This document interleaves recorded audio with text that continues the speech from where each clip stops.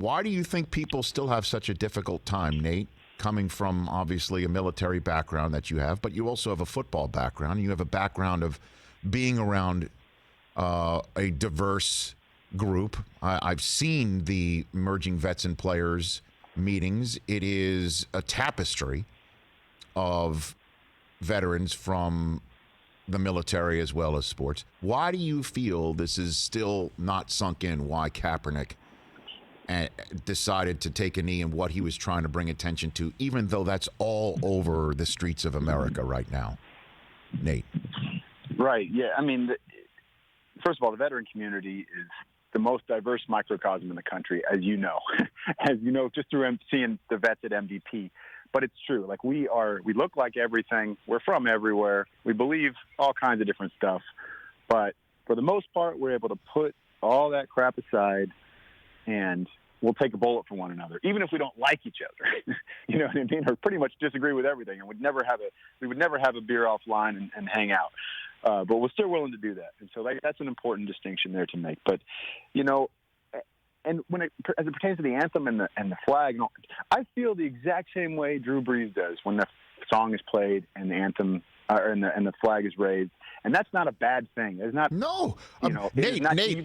I want to say this too. No, I know, Nate. I want to say this too. So do I. And then at a stadium when the national anthem is played, and my kids were there, my wife and I, they stand up, they take their hats off, they put their hands over their heart. That's the way I do it. But I would understand if a person next to me took a knee. I would explain to my children. Well, my kids already would know what they're doing because we explain to them what's going on in the world and why Kaepernick did what he did and so on and so forth. But I make them stand up, hand over heart. So I understand again why that is. But I also understand why Kaepernick or another individual will be taking a knee during that moment. Right. So I'm sorry. I just wanted to interrupt right there, and no. Please go on, Nate. This is a conversation. No, but it's important. It's important because a lot of people feel that way, and I don't want people to think that the last thing I want is anybody to feel nervous or like they're wrong for feeling patriotic, because I feel it big time, and I love this country, and I do believe it's the greatest country in the world. Doesn't mean we can't do a hell of a lot better, but I do believe that, and I feel those same things that he felt. But at the same time, it is not just because I feel it. It doesn't mean everybody just should or has to, or their experiences are even close to the same as mine that would lead them to feel, even a semblance of that same way. And so if somebody doesn't feel that way, I'm going to do everything in my power so that they do. That's it. Like I want everybody to feel like I feel. I don't want anybody to do anything ever out of obligation. That's just not my way, and it's not the American way. It shouldn't be. So as it pertains to the narrative, like that's the most frustrating thing to, I think, a lot of these men, not just in the league, but and women, I should say, people across the country, just human beings, that the what this is all about has been continually hammered home, and it's still, the narrative's still twisted as like, oh, they're disrespecting the flag or they're disrespecting the military, when it's like been clearly stated that's not what this is about. It's not what this is about. We've seen plenty of signs and symbols throughout our history of, I guess you can call it dissent. You know what I mean? We look back on those things and we're like, wow, that was powerful. What a brave thing to do. Yet in this moment, at this time, for whatever reason, like a lot of people, they just don't want to accept that this is that person's truth, and what this person is trying to do is not a bad thing, not a wrong thing.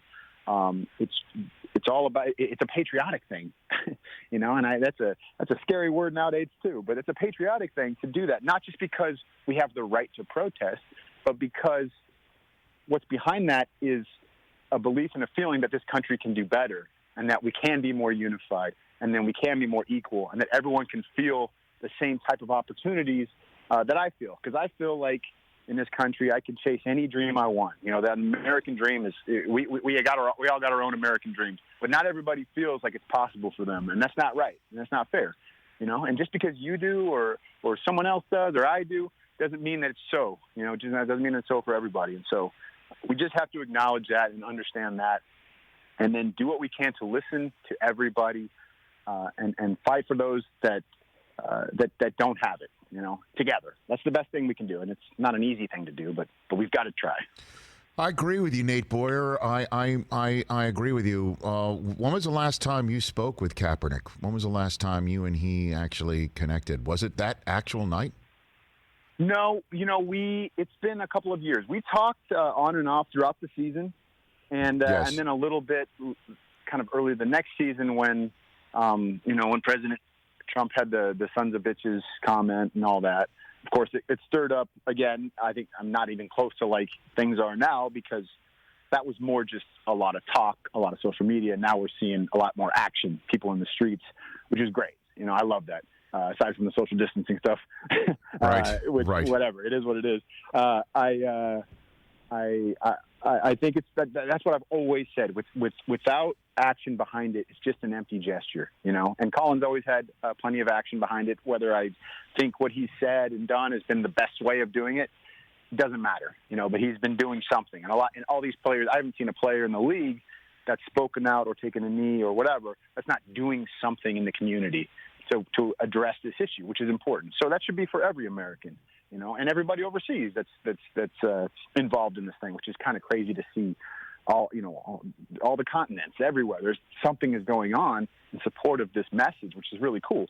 So continued action behind that. And now it's like the next step. It's not just going on a march in the streets. It's like, what are you doing involving your community? Like, how are you, even if it's just one-on-one conversation with somebody and learning, or take it to the next step and, getting involved in policy changes or whatever. Like that's how it happens. And it didn't all start. It started hundreds of years ago.